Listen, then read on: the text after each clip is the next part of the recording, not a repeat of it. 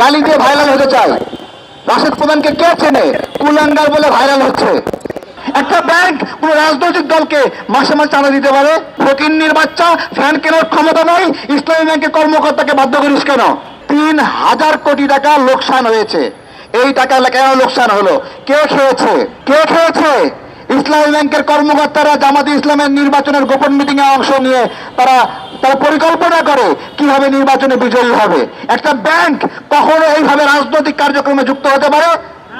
বলেন, একটা ব্যাংক কোন রাজনৈতিক দলকে মাসে মাসে চাঁদা দিতে পারে? একটা ব্যাংকের কর্মকর্তারা ইসলামী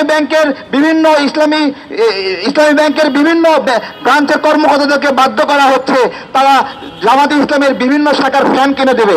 ফকিন্নির বাচ্চা, ফ্যান কেনার ক্ষমতা নয়, ইসলামী ব্যাংকের কর্মকর্তাকে বাধ্য করিস কেন? ফ্যান কিনতে পারস না, রাজনীতি মানাইতে আসছস? হ্যাঁ, ইসলামী ব্যাংকের কর্মকর্তা তোমাদের ফ্যান কিনে দেবে। তো এই সকল আমি সরকারকে বলবো, আপনারা সিদ্ধান্ত নেন যে ইসলামী ব্যাংকে এই জঙ্গি কার্যক্রমে আপনারা সম্পৃক্ত হতে দেবেন কিনা। আপনাদের দায়িত্ব, ক্ষমতা। যদি দেন তাহলে ফল ভোগ করবেন। অদ্ভুত একটা ব্যাংকের কর্মকর্তারা মিছিল মিটিং এ নামে, চিন্তা করতে পারেন। ইসলামী ব্যাংকে 5 আগস্টের পরে অদ্ভুত ঘটনা ঘটেছে। মালিকদেরকে, পরিচালকদেরকে মারপিট করে বের করে দিয়েছে। ন্যায় বিচার কি? যে সকল মালিক, যে সকল শেয়ার হোল্ডাররা শেয়ার কিনেছে তারা আবার সেটা ফেরত পাবে? জামাত গল্প সাজাইছে যে স্বৈরাচারের কাছে ইসলামী ব্যাংক ফেরত দিচ্ছে। স্বৈরাচারের কাছ থেকে যে ইসলামী ব্যাংক নিয়েছো, কত টাকা দিয়ে কিনেছো? যে ইসলামী ব্যাংকের মালিকেরা যাচ্ছ?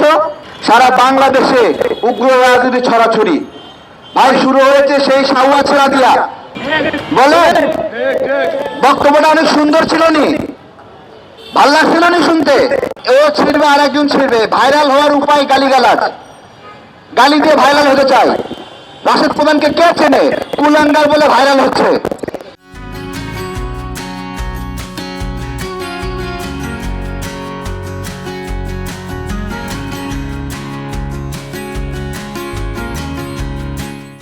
নাকি আর এক সাউদা বিবি, সে প্রধানমন্ত্রী আর তার মেয়েকে বলতেছে স্বামী স্ত্রী। হ্যাঁ, দুটো চটকান পাওনা ছিল নি? বলে পাওনা ছিল নি? পাওনা ছিল। তাহলে এই বেদবিগুলো সমাজের মধ্যে ছড়াই দিচ্ছে। কিভাবে ছড়াই দিচ্ছে? ঘরে ঘরে তালিমের নামে জামাত ইসলামের কর্মীরা যাচ্ছে আর আপনার মা বোনদেরকে এইভাবে উগ্র বানাচ্ছে, এভাবে সমাজ বিদ্বেষী বানাচ্ছে, এভাবে ধর্ম বিদ্বেষী বানাচ্ছে, নাম দিয়েছে তালিমি কার্যক্রম। তাহলে এই সাউদা দেবী মেয়ে আর বাবাকে বলে স্বামী স্ত্রী, নোংরা কথা বলে প্রধানমন্ত্রীকে। ও তালিমের মধ্যে দিয়ে কি শিখাবে বাংলাদেশের মেয়েদেরকে?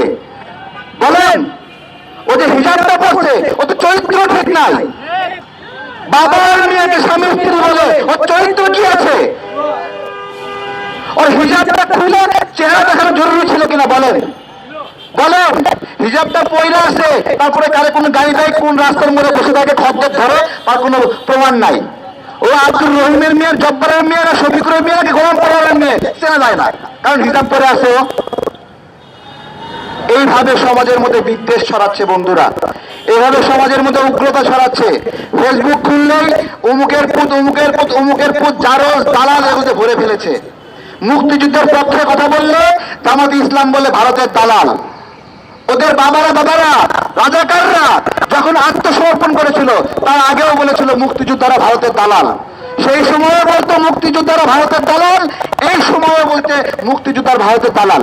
আরে বাবা, আরে স্টুপিড, মুক্তিযোদ্ধারা যদি ভারতের দালাল হয় তাহলে শফিকুর রহমান নিজেকে মুক্তিযোদ্ধা পরিবারের সন্তান পরিচয় দেয় না কেন? বলতো ওর কাছে তো রাজাকার সম্মানের, তো বলতো আমি রাজাকার পরিবারের সন্তান, বলতো।